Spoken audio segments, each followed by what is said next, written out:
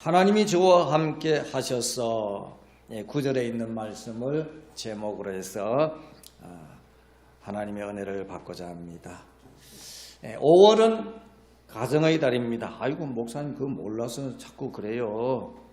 우리들도 다 알고 있어요. 이렇게 자꾸 말하는 것은 강조하는 것이죠. 5월은 가정의 달이라고 말할 때는 어떻게 살기를 바라는 마음으로 이 강조를 하겠습니까? 가정마다 험한 일 충만하게 하소서. 그게 아니지 않습니까? 가정마다 주님의 평안이 충만하게 하소서. 그런 마음으로 자꾸 이 5월은 가정의 달입니다. 그래서 십계명에도 있듯이 부모를 공경하고 어른을 공경하는, 존경하는 그런 삶이 되었으면 좋겠습니다. 아마 그런 의미에서 5월은 가정의 달입니다 라고 이렇게 자꾸 말씀을 드린다고 볼 수 있습니다. 이렇게 이제 5월은 가정의 달이라고 할 때는 왜 가정의 달일까? 그 가정에 평안이 깃들기를 바라는 것입니다. 평안이 깃들기 위해서는 가족 구성원들이 어떻게 살아야 할까요? 가정이 평안하기 위해서 어떻게 살아야 할까? 내 주장대로, 내 하던 대로 나만 따라와. 막 그렇게 하면 평화가 이루어지겠습니까?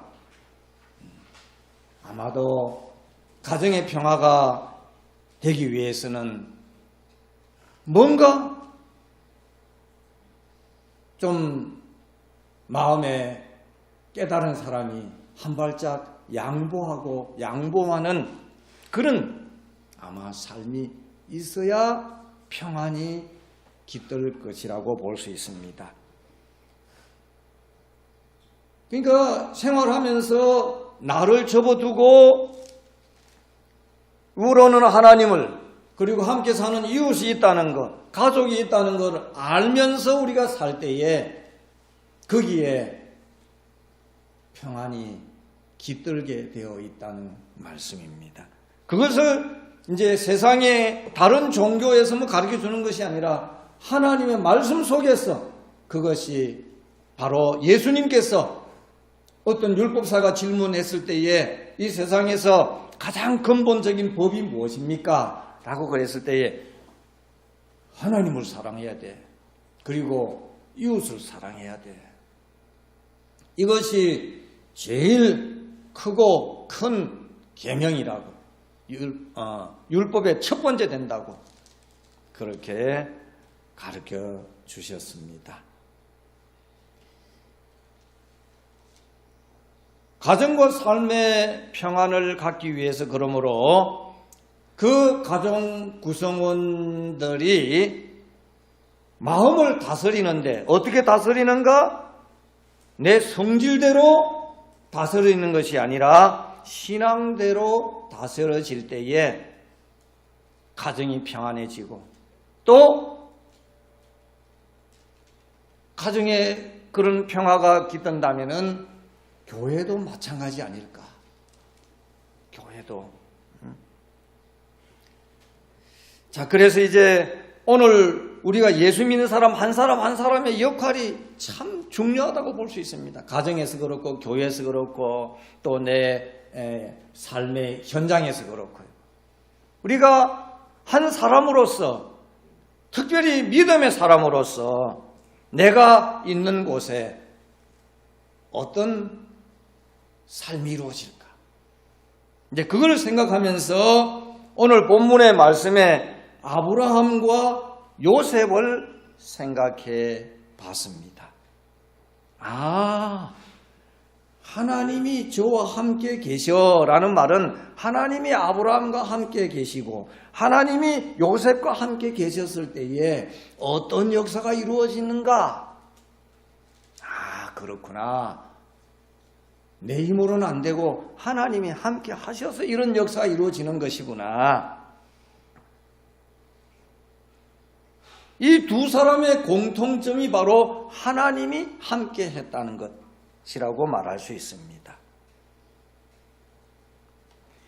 하나님이 아브라함과 함께 하시니 아브라함은 믿음으로 하나님께 인정받아서 복의 근원이 되게 해 주시겠다고 약속을 받았고요. 그게 바로 이제 창세기 12장 2절의 말씀 아닙니까? 내가 너로 큰 민족을 이루고 네게 복을 주어 네 이름을 창대케 하리니 너는 복의 근원이 될지라. 하나님께서 이렇게 아브라함에게 믿음으로 하나님을 바라보는 아브라함에게 복의 근원이 되게 해주시겠다고 약속한 것을 볼 수 있습니다. 그리고 하나님이 요셉과 함께 하시니까 모든 환난에서 건짐을 받고 그리고 지혜를 주셔서 애굽의 국무총리로 발탁되게 하셨다는 것입니다. 그 내용이 오늘 본문 10절의 말씀이죠. 그 모든 환난에서 건져내사 애굽 왕 바로 앞에서 은총과 지혜를 주심에 바로가 저를 애굽과 자기 온 집의 치리자로 세웠느니라. 오늘 우리는 요셉을 생각할 때에 애굽의 국무총리가 그냥 된 것이 아니라 한번 오늘 우리들이 요셉은 될 수는 없지만은 요셉의 입장을 한번 생각해 보자는 것입니다. 요셉이 그렇게 형들한테 미움을 받고 시기를 받고 그리고 가족에게만 그런 것이 아니라 또 어떤 집에 노예로 팔려갔는데 팔려간 집에서 모함을 받아서 감옥에까지 가게 되었다고 하는 거예요. 중죄인을 다스리는 그 한 번 들어가면 죽어야만 나올 수밖에 없는 그런 감옥에 들어갈 수밖에 없었다는 거예요.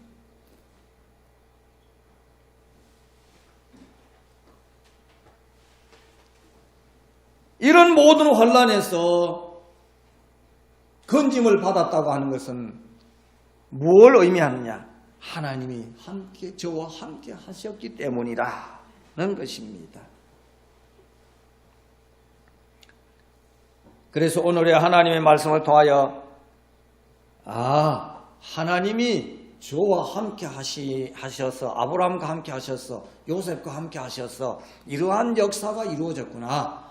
그러한 역사는 오늘 지금 이 시간에 나와도 하나님이 함께 하시면 이런 역사가 이루어지겠구나. 오늘 말씀을 대하는 우리들의 자세는 이런 자세를 좀 가지면서 하나님의 말씀을 마음에 담는 시간이 되었으면 하는 것입니다. 자, 그래서 이제 첫째 아브라함을 한번 생각해 본다면은 아브라함은 바로 순종을 통하여서 믿음의 사람으로서 참 복의 근원이 되었다라는 것을 볼 수 있습니다. 아마도 가장 행복한 가정이라고 하면은 함께 예수님을 믿고 그 믿음으로 살려고 하는 가장의 뜻을 따르는 모습이라고 할 수 있습니다. 아브라함이 믿음의 조상이라고 하는 이 믿음으로 복의 축복받는 하나님의 축복을 받는 그 복의 근원의 축복을 받았습니다마는 이렇게 아브라함이 되기까지는 그 가족 구성원들이 협력을 잘 했다라고도 볼 수 있습니다. 만약 가족 구성원 중에 나는 그렇게 못해요. 난 당신 안 따라가겠어요. 막 이랬다면은 아브라함이 믿음의 조상, 복의 근원 될 수 없었을 것입니다. 창세기 12장 1절에서 4절의 말씀까지의 내용을 보면요. 여호와께서 아브라함에게 이르시되 너는 너의 본토 친척 아비 집을 떠나 내가 네게 지시할 땅으로 가라. 사실 본토 친척 집을 떠난다고 하는 것은 지금 이 아브라함의 세대에서는 요즘에서도 참 쉽지 않은 일인데 핵가족화 시대인 이 시대에도 쉽지 않는 것이 본토 친척 집을 떠난다고 하는 것이 참 쉽지 않는 일인데, 지금으로부터 아브라함 시대니까 몇천 년 전 아닙니까? 몇천 년까지 올라갈 것도 없이 우리나라 내가 살던 그 시대만 한번 생각해 보더라도 지금으로부터 5, 60년 전에 우리나라의 그 가족 구성원들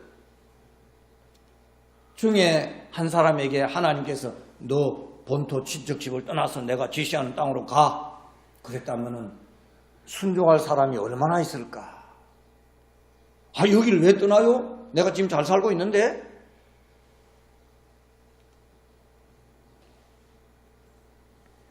근데 너는 너의 본토 친척 아비 집을 떠나라. 그리고 내가 지시할 땅으로 가라. 그랬을 때에 아브라함은 적시로 순종을 한 것을 볼 수 있습니다.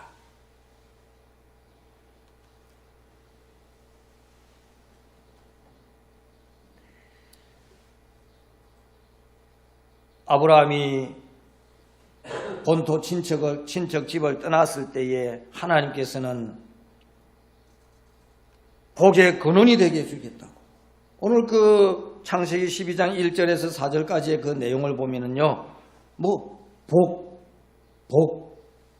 복의 근원, 축복, 짧은 내용이지만은 복이 한 5번 나오지요. 그리고 아브라함에게 있어서 순종의 극치는 어디에서 볼 수 있을까요? 아마도 이삭을 번제로 바치라고 하는 그 하나님의 명령에 순종한 것을 손꼽을 수 있을 것입니다.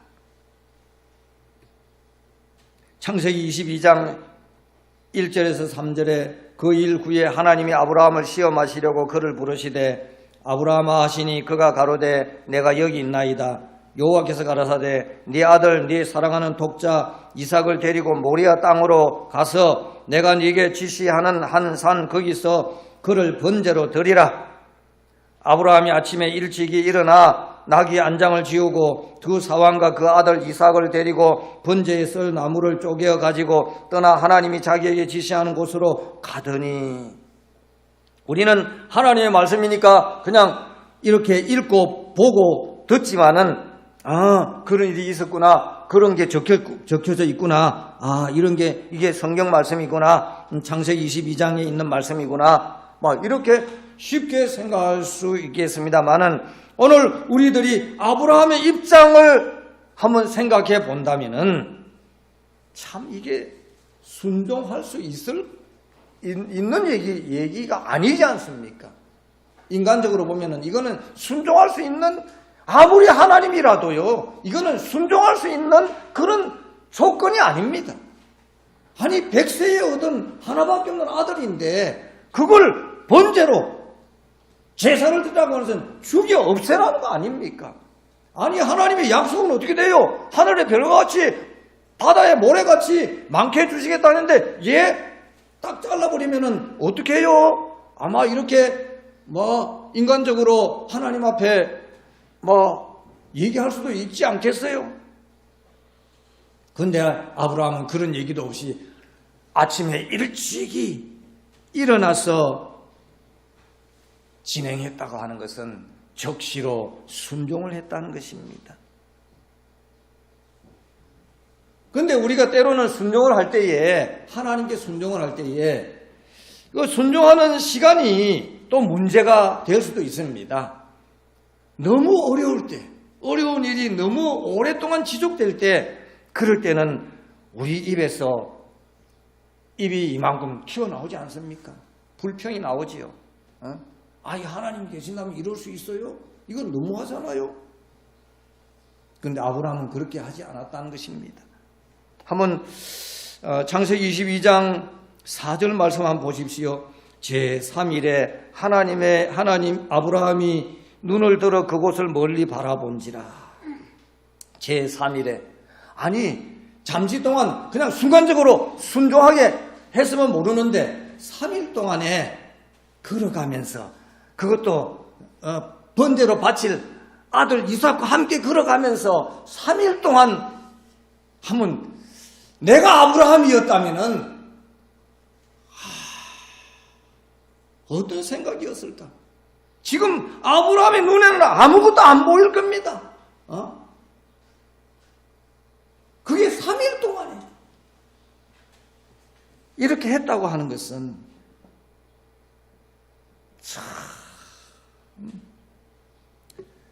자, 이렇게 순종한 아브라함에게 하나님께서는 창세기 22장 18절 말씀에 보면은 또 내 씨로 말미암아 천하 만민이 복을 얻으리니 이는 네가 나의 말을 준행하였음이라 하셨다 하니라.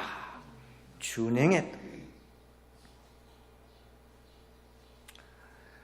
하나님께 절대 순종, 적시 순종, 바로 그것이 아브라함과 함께 하신 하나님의 역사를 아브라함이 함께 이루었다라는 것을 볼 수 있습니다. 그 다음에 이제 두 번째는요, 이 요셉을 통하여서 요셉과 함께 하신 하나님, 그 하나님은 바로 용서와 사랑을 이루게 됐다. 요셉은 세상의 권세를 가졌다고 하여 보복 정치하지 않았습니다. 오늘 우리나라 정치 얘기해서 좀 그렇습니다만은 권세 잡으면은 내 이렇게 했지 하면서 보복하지 않습니까? 어떤 면에서는 사람이라면은 인지상정이 아닐까도 생각되지만은요. 이 요셉은 하나님이 함께 하셔서 믿음으로 산 요셉은 보복 정치하지 않았습니다.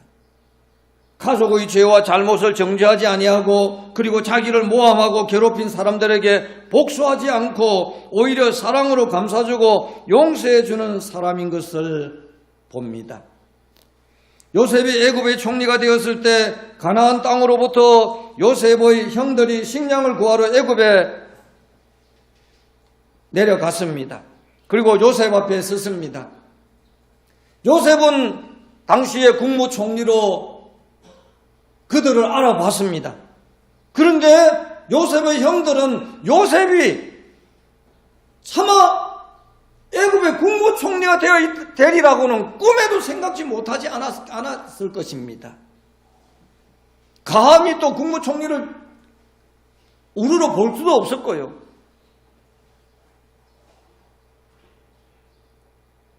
그때 형들을 알아본 요셉은 어떻습니까? 아마 오늘날 우리식으로 표현한다면 원수는 외나무 다리에서 만난다 더니 저것들이 나를 얼마나 괴롭혔어. 내가 지금 명령 한마디면은 저 사람들 다 요절 낼 수도 있다. 그렇지만 요셉은 그 형들의 초췌한 모습을 보고 보이지 않는 곳에 가서 울고 다시 그들에게로 왔던 것입니다. 요셉은 아버지를 생각하고 눈물을 흘렸습니다. 형들의 모습을 보고 반가워서 눈물을 흘렸습니다. 요셉의 사랑의 눈물 속에 자녀된 도리가 있고 형제의 도리가 있었던 것입니다. 나아가서 이웃에게도 그러한 모습이었다는 것을 짐작하는 것입니다. 성경을 보면 그렇습니다. 보디발 장군의 가정에 보복하지 않았습니다. 자기를 괴롭힌 사람들을 또 복수하지 않았습니다.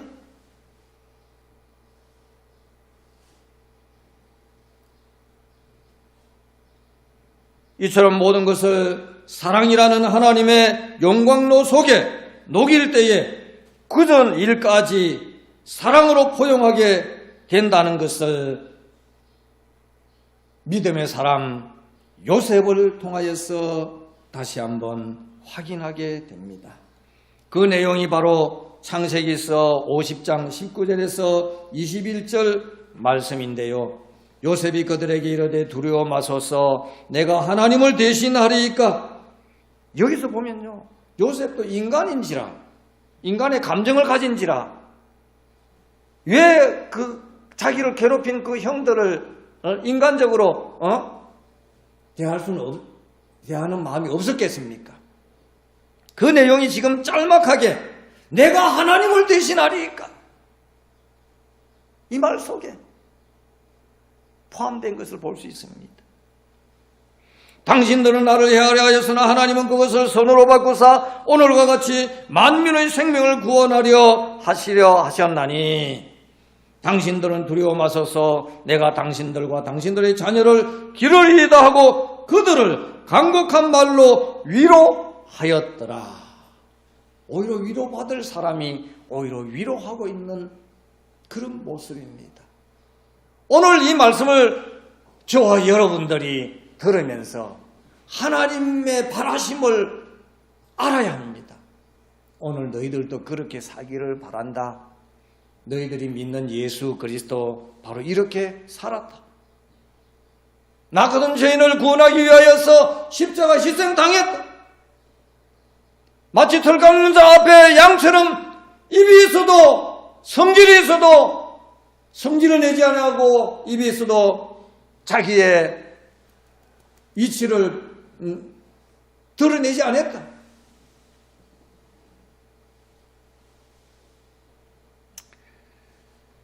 오늘 우리들이 다시 한번 그래서 예수님께서 하신 말씀 중에 법 중에 가장 첫 번째 되는 법이 하나님을 사랑하고 이웃을 사랑하는 것이라고 그렇게 말씀한 것이라고 볼 수 있습니다.